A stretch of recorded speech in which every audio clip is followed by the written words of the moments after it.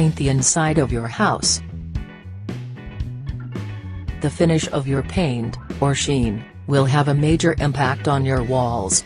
Gloss, satin, eggshell, with these options comes many considerations. High traffic areas do well with gloss or satin as they hold up better to touching and can be cleaned more easily. But, they can make wall imperfections, wavy drywall, patched areas, much more pronounced. A more matte-like finish, such as flat, will not clean as well or endure touches as well, but you won't see imperfections as much.